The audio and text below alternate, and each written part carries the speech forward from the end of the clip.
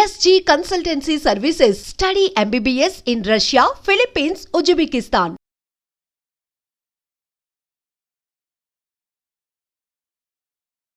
గోగినేని బాబు గారు నమస్కారం అండి. నమస్కారం. ఎలా ఉన్నారు సార్? వెరీ బిజీ అండి. కదా మీ షోస్ అన్నీ చూస్తున్నాను, టాక్ షోస్ అన్నీ కూడా. బట్ అంటే నాకు ఒక డౌట్ వచ్చింది సార్, మేబీ షోస్ చూస్తున్నప్పుడు. ఇంత చదువుకున్నారు, వెల్ ఎడ్యుకేటెడ్, ప్రపంచం మీద సమాజం మీద ఇక్కడ మన భారతదేశంలో మనం ఫేస్ చేస్తున్న ప్రతి సమస్య మీద మీకు ఇంత అవగాహన ఉంది. కానీ పర్టికులర్గా ఈ మూఢనమ్మకాల మీదే మీరు ఫోకస్ చేయడానికి గల కారణం ఏమిటి? అంటే నిజానికి అంత అవగాహన ఏం లేదండి. కాకపోతే కాస్త చదువుకుంటాం కాబట్టి, మిగతా వారు చదవట్లేదు కాబట్టి కొంచెం మనం వాళ్ళకంటే పైన ఉన్నట్టుగా అనిపిస్తాం. I have a basic understanding, not a deep understanding about these. But my understanding is from a human centred approach, that is for sure. మూఢనమ్మకాల మీద ఎందుకు అని అంటే ఇంకెవరూ చేయట్లేదు కాబట్టి. ఇప్పుడు నాకు రాజకీయం అంటే చాలా ఇంట్రెస్ట్ ఉంది, ఎకనామిక్స్ అంటే I really I'm fascinated by it. But there are so many to talk about it. మన అవసరం లేదు అక్కడ. రెండోది, రాజకీయాల విషయాలన్నీ కూడా మన దేశంలో పార్టీ పొలిటికల్ మ్యాటర్స్గానే ఉన్నాయి. They are not about real politics, they are about power struggles. ఈ కాన్ఫ్లిక్ట్ ఆఫ్ ఇంట్రెస్ట్ గ్రూప్స్తో నడుస్తున్న వ్యవహారం మన దేశంలో రాజకీయం. దాంతో ఉतना दिलचस्पी नहीं है. But on the other hand మూఢనమ్మకాల విషయం చాలామంది, ఇప్పుడు నేను టీవీలో కనిపిస్తాను కాబట్టి నన్ను అనుకోవచ్చు, వేల మంది ఉన్నారు మిత్రులు, colleagues who do a lot of work. కాకపోతే గొంతు పెద్దది కాబట్టి మనం టీవీలో కనిపించినప్పుడు ఎక్కువ నోటీస్ చేస్తూ ఉంటారు. బట్ ద ఫ్యాక్ట్ ఈజ్, ఏ దేశమైనా ఏ సమాజమైనా ముందుకు వెళ్ళాలి అని అంటే ఫస్ట్ ఈ విశ్వంతో ఒక సంబంధం ఉండాలి. అది ఒక రియలిస్టిక్ రిలేషన్గా ఉండాలి. ఇప్పుడు ఉదాహరణకి చూడండి, ప్రపంచమంతా మాయా అని అనుకున్నారనుకోండి, అంటే ప్రపంచం లేనట్టేగా. మరి లేని ప్రపంచంలో మనం మంచి చేయాలని ఎందుకు అనుకుంటాం? అనుకోము. చనిపోయినాక ఇంకేదో లైఫ్ ఉంటుంది, స్వర్గమో నరకమో, అంటే ఇది నిజం కాదుగా. మరి మీరు చెప్పినట్టుగా ఇప్పుడు మిమ్మల్ని మధ్యలో అబ్జెక్ట్ చేస్తున్నాను. ఎందుకు అనంటే, ఇప్పుడు మంచి చెడు ఏదైతే ఉందో, పాపం పుణ్యం అనేది ఏదైతే ఉందో, అప్పుడు మరి నిజంగానే పుణ్యం చేసిన వాడికి ఒక గతి, పాపం చేసిన వాడికి ఒక గతి అనేది ఉండదంటారా మీ ఉద్దేశ ప్రకారం? లేదండి, ఒకసారి చుట్టూ చూస్తే తెలిసిపోతుంది. ఇప్పుడు పాపం చేసిన వాళ్ళు, పుణ్యం చేసిన వాళ్ళు అని మీరు అంటున్నారు. అది టిపికలీ రిలీజియస్ లాంగ్వేజ్. ఓకే, మంచి చెడు అన్నదే కరెక్ట్ వర్డ్స్. ఎస్. ఇది అమీన్ ఉన్నాడు, అంతమందిని చంపాడు, హాయిగా సౌదీ అరేబియాలో చచ్చిపోయాడు. హాయిగా చాలా వయసు వచ్చాక మామూలు న్యాచురల్ డెత్ అన్నమాట. సో పాపాలు చేసిన వారు మీ భాషలో వాళ్ళకేమీ శిక్షలు ఏం పడట్లేదు. నేను అడుగుతున్నా అంటే రెండు రకాల వర్షన్స్ మీ ముందు పెడుతున్నాను.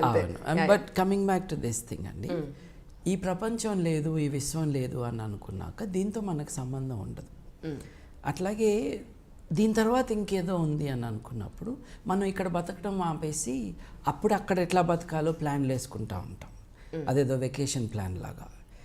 చచ్చిపోయి నాకు ఇంకేం ఉండదండి, ఉన్నదంతా ఇదే.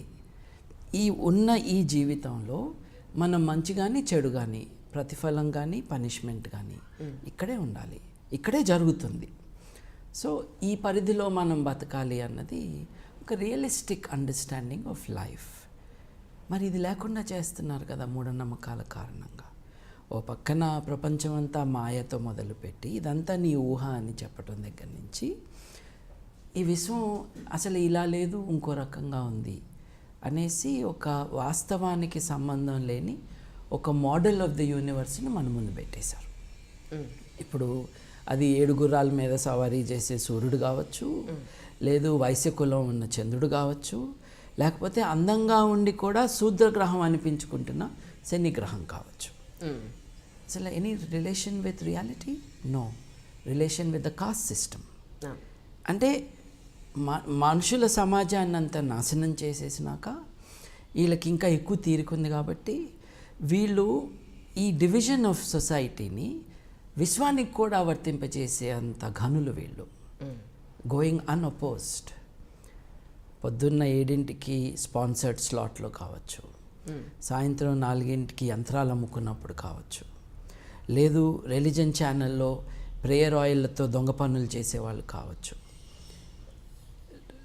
పీస్ ఛానల్ అని గాడ్ ఛానల్ అని అబద్ధాలు చెప్తున్న వాళ్ళు కావచ్చు. వీళ్ళందరూ ఏం చేస్తున్నారంటే, చూడండి, మనుషులందరికీ కూడా మంచిగా ఎలా బతకాలి అన్నది ఈజ్ ఎ ప్రైమరీ క్వశ్చన్ మనందరికీ. ఈ ప్రశ్న లేనివాడు మంచిగా ఉండలేడు అసలు. సరే, మీ ఉద్దేశ ప్రకారం మంచి మనిషి అని అంటే దానికి స్పెసిఫికేషన్స్ ఏమిటి మీ ఉద్దేశ ప్రకారం? ఎవరికి వారు వారి జీవిత ఉద్దేశాలను వాళ్ళు నిర్ణయించుకోవాలి. బట్ మంచి చెడు అన్నది it is a matter of rights and the balance of rights. We can come to that అండి. బట్ ఈ ప్రతి మనిషికి ఉన్న ఈ ఉద్దేశాలు ఉంటాయి చూడండి. నేను మంచిగా ఉండాలి అని అంటే అసలు మంచి ఏంటో తెలుసుకోవాలి. మంచి ఏంటో తెలుసుకోవాలి అన్న తాపత్రయం మనందరిలో ఉంటుంది. ఈ రియల్ హ్యూమన్ నీడ్ ఏదైతే ఉందో, ఇప్పుడు కుక్కకు అట్లా ఉండదు కదండి, నేను మంచి కుక్కగా ఉండాలి అని. పులికి ఉండదు. అంటే ఏంటి, వాడు మనుషులు కాదు కదా, వాళ్ళ సహజాతంగా వచ్చిన ఇన్స్టింక్టివ్ బిహేవియర్ని యానిమల్స్లో చూస్తాం. మనం ఎందుకు గొప్పవాళ్ళము? అందరూ అంటారు ఆల్ లైఫ్ ఈజ్ ఈక్వల్ అని. అదంతా ట్రాష్ కదా. Human life is far superior to everything else. అంటే బయాలజికల్ బేసిస్లో this is life, that is life. But the human achievements are stupendous. ఈ human achievements, what defines us as human is this ability to think, a sense of morality, the quest for knowledge. అలాగే స్వేచ్ఛ పొందాలి అని. ఈ స్వేచ్ఛని నేను pursue చేసేటప్పుడు సాటి మనిషికి ఇబ్బంది కలగకుండా ఉండాలి అని అంటే నాకు ఎన్ని ఫ్రీడమ్స్ ఉండాలో దానికి కొరాలరీగా ఎదుటి వాళ్ళకు కూడా అన్ని ఫ్రీడమ్స్, వీటిని గ్యారంటీ చేయడానికి రైట్స్ కావాలి. So this is a broad framework of how to live and so on. So మనందరికీ ఇది ఉంటుందండి, at different levels of sophistication. So మనం బాగా బతకాలి అని అనుకుంటున్నాం. ఎలా బతకాలి అన్న ఆలోచన మనకు వస్తుంది. అంటే కిక్కిరిసిపోయిన బస్సులో ఆఫీస్కి వెళ్ళి కానీ, మధ్యాహ్నం లంచ్ చేసి కానీ, సాయంత్రం ఇంటికి వచ్చి కానీ అలసిపోయిన తర్వాత అందరికీ అవకాశం ఉండకపోవచ్చు. కానీ ప్రశాంతంగా ఓ రోజు మీరు కూర్చుని, కరెంటు పోయిన రోజు, ఏ లైటు పొల్యూషన్ లేనప్పుడు, లేదు మీరు ఊరెళ్ళినప్పుడు ఒక నులక మంచం మీద కూర్చొని ఆకాశం వెంక చూస్తే వస్తాయి ఈ ప్రశ్నలు. అసలు మనం ఏంటి, మనం ఎక్కడి నుంచి వచ్చాము, జీవితం అంటే ఏంటి, ఆ 4 నక్షత్రాలు, ఆ 10,000 నక్షత్రాలు మీరు చూస్తూ ఉంటే you get transported somewhere else. Then we are face with these grand dilemmas of life, these wonderful questions of life. వీళ్ళందరూ దానికి ఆన్సర్ చెప్పడానికి వచ్చారుగా. ఆ ఆన్సర్ తప్పు కదా. అందుకని ఐఎమ్ ఫోకసింగ్ ఆన్ దాట్. ఇప్పుడు సరిగ్గా బతకాలి అంటే ఏమిటి అని అంటే, నువ్వు ఫలానా పూజ చెయ్యి అని చెప్తున్నారు. అంటే ritualism as an answer to the grand questions of the human mind.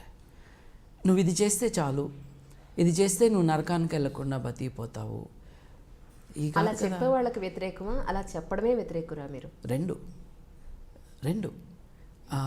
దీని మీద వ్యాపారం చేసుకునే వాళ్ళపైన particularly I'm angry about it and I'm targeting them. ఎందుకంటే నువ్వు బాగా బతుకు అని చెప్పడానికి డబ్బులు కావాలండి. డబ్బులు తీసుకుని చెప్పడం ఏంటండి? అంటే ఒకరికి హితవు చెప్పటానికి వాళ్ళ దగ్గర నుంచి 5,000 నుంచి 10 కోట్ల దాకా తీసుకున్న ఆధ్యాత్మికవేత్తలు ఉంటే అది నిజంగా ఆధ్యాత్మికతన అన్న ప్రశ్న రావాలి. These are issues of morality. మనం మనిషి బతకాలి అని చెప్పడానికి ఫీజు తీసుకోవడం ఏంటండి? That is my question. ఏంటంటే మేము సర్వసంగ పరిత్యాగులు అన్న వాళ్ళకి ఇన్ని వేల కోట్ల రూపాయల ఆస్తులు ఉండటం ఏంటి?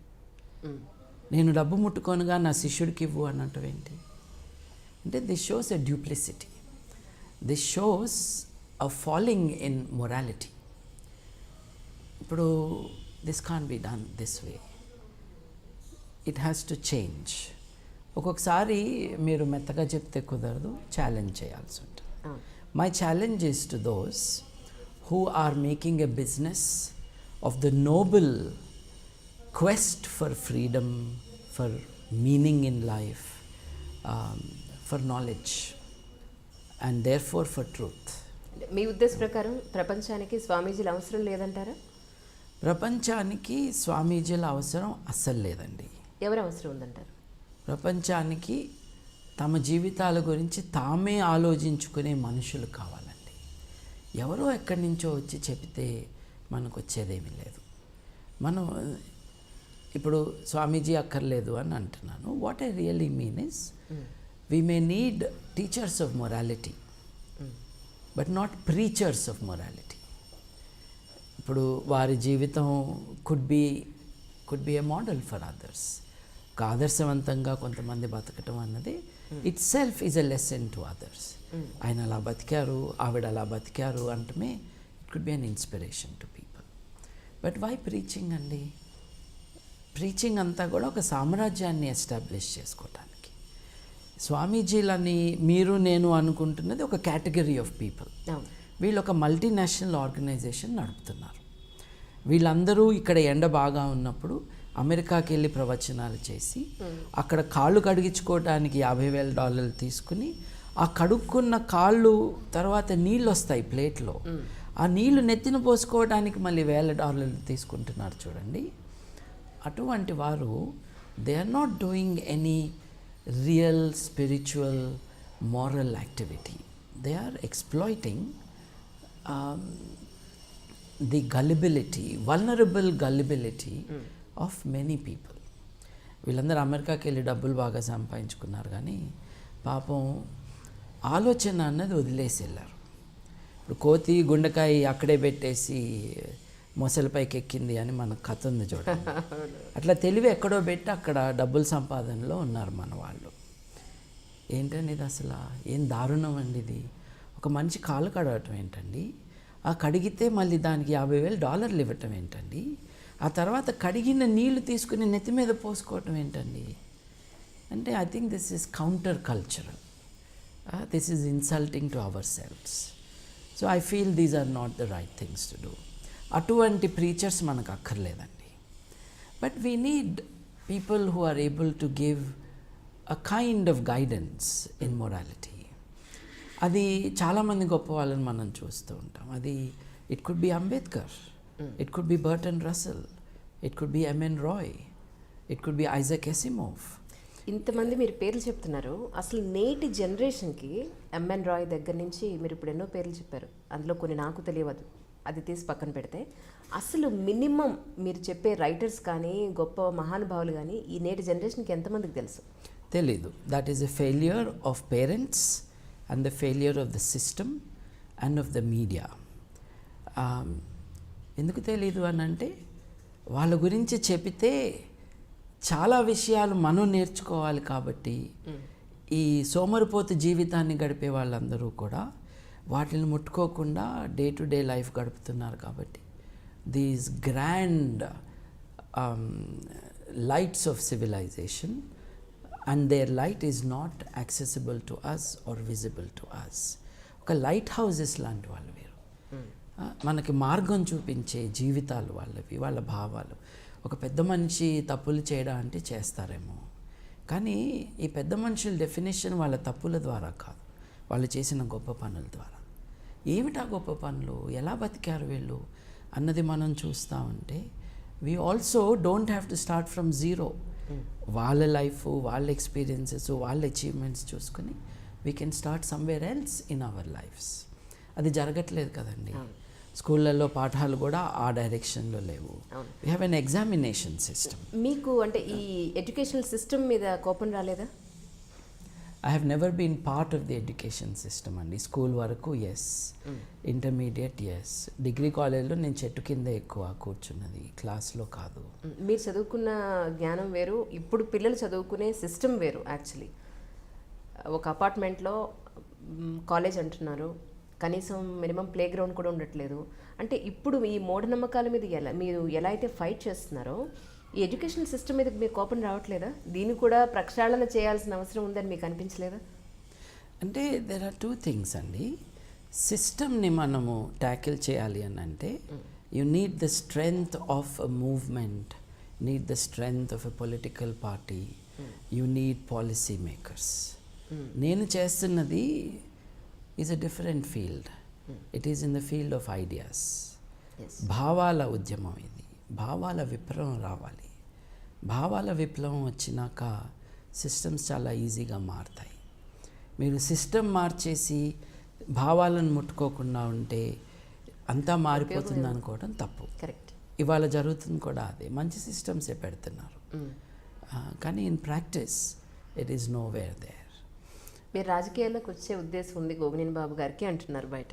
ఎవరన్నా నిజమా కాదా? చూడండి, అంటే this might be a fun question.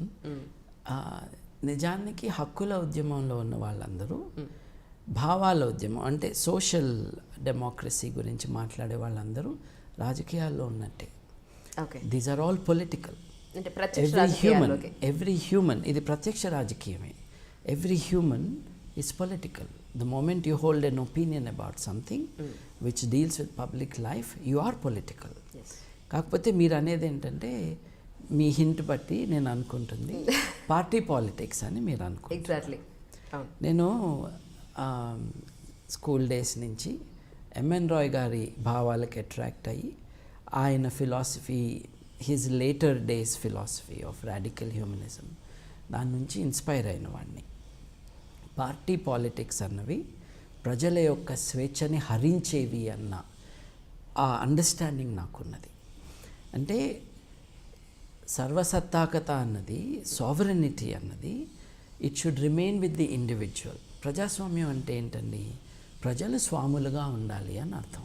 But parliamentary democracy also is not adequate. It is not true democracy. ఎందుకంటే ప్రజలు తమ సావరెనిటీని ఇంకెవరికో అప్పజెప్తున్నారు. వారు 5 ఏళ్ల పాటు మన పేరుతో అధికారం చెలాయిస్తారు. తర్వాత వాళ్ళు మళ్ళీ మన దగ్గరకు వస్తారు. ఈ 5 ఏళ్లలో ఒక నెల రోజుల పాటు వాళ్ళు నిజంగా ప్రజలు నా దేవుళ్ళు అని చెప్పటం, ఒక స్లోగన్ చేసి చెప్పటం అన్నది చూస్తాము. మీరు దీనికి కూడా వ్యతిరేకులైనా నా ఉద్దేశ ప్రకారం? అబ్సల్యూట్లీ. అదే చెప్తుంది నేను, అదే చెప్తుంది. సో పార్టీ సిస్టమ్ ఏదైతే ఉందో is a way of taking away the sovereignty of the people in the name of the people. ఇప్పుడు అబ్రహాం లింకన్ గారు చెప్పారు కదండి, డెమోక్రసీ అంటే ఏమిటి అంటే rule of the people, by the people, for the people అని. ఇప్పుడు ఫర్ ద పీపుల్ ఎక్కువ నడుస్తుంది కదా, అది కూడా in the name of the people. Exactly. So this is bad అని. So to answer your question, party politics అన్నవే నేటి ప్రజాస్వామ్యాన్ని నాశనం చేస్తున్నాయని, ఇవాళ ఉన్నది ప్రజాస్వామ్యం కాదు పార్టీ స్వామ్యం అని నమ్మే వాళ్ళల్లో నేను ఒకరిని, స్ట్రాంగ్గా నమ్మే వాళ్ళల్లో. పొలిటికల్ పార్టీసు కనీసం తమ అకౌంట్స్ని రివీల్ కూడా చేయకుండా వసూలు రాజాలందరూ కలిసి దాంట్లో రాజ్యమేలుతూ ఉన్న ఈ సిస్టంలో గాంధీ గారు కాంగ్రెస్ పార్టీ యొక్క అకౌంట్స్ రివీల్ చేయాలి అని, ప్రతి పైసా కూడా మీరు చెప్పాలి అని, అది జరగని కారణంగా నేను కాంగ్రెస్ పార్టీలో మెంబర్గా కూడా ఉండను అని గాంధీ గారు దూరంగా కూర్చున్నారు. అప్పటి నుండి ఇప్పటిదాకా ఏ పొలిటికల్ పార్టీ కూడా న్యాయంగా, చట్టపరంగా వ్యవహరించినది మనం చూడలేదు.